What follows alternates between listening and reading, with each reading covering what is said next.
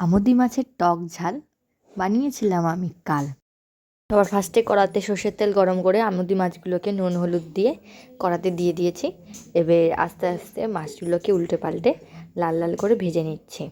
আর হ্যাঁ, আমুদি মাছের কিন্তু অবশ্যই মাথাটা ছাড়াতে হবে। আমি আগের ভিডিওতেও বলেছিলাম, মাথাটা অবশ্যই ছাড়িয়ে নিও। তারপরে ভাজা হয়ে গেছে, আমি মাছটাকে তুলে ফেলছি। এবার মিক্সিং জারে আমি আদা, কাঁচা লঙ্কা, রসুন আর সামান্য একটু পেঁয়াজ নিয়েছি।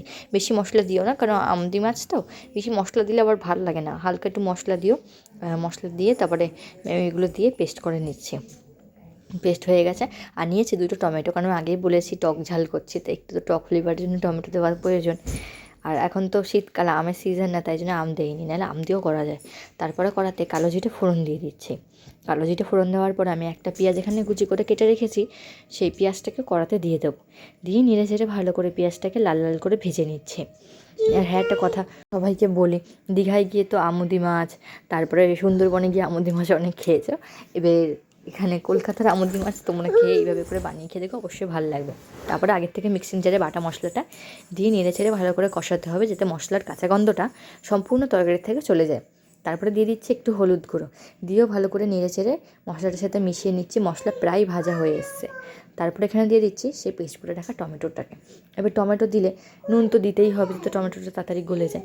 টমেটোটা দিয়েও ভালো করে নেড়ে চেড়ে আমি কষিয়ে নিচ্ছি, যতক্ষণ না তেল না ছাড়ছে। ভালো করে কষাতে হবে কিন্তু। এই দেখো, ঢাকা দিয়ে দিয়ে কষাচ্ছি, কারণ যদি ভালো করে না কষাও তাহলে রসুনের পেঁয়াজের কাঁচা গন্ধটা থেকেই যাবে। আমি এখানে ঢেকে কিছুক্ষণ বাদ গ্যাসটা আস্তে করে কিছুক্ষণ বাদ নেড়ে নেড়ে কষিয়ে নিয়েছি, যতক্ষণ না তেলটা ভালোভাবে ছেড়ে আসে। আর আমি তো সব তরকারিতে, তোমরা ভালো করে জানো, ধনের পাতা আমি অ্যাড করবোই। তো আমি এখানে অ্যাড করে দিয়েছি একটু কুচানো ধনে পাতা, দিয়ে নেড়ে চেড়ে নিচ্ছি। ধনে পাতাটা পুরোপুরি অপশনাল, তোমরা যদি না চাও তো তোমাদের দেওয়ার কোনো প্রয়োজন নেই, কিন্তু আমরা সবাই পছন্দ করি তাই দিয়ে একটু নেড়ে চেড়ে নিলাম।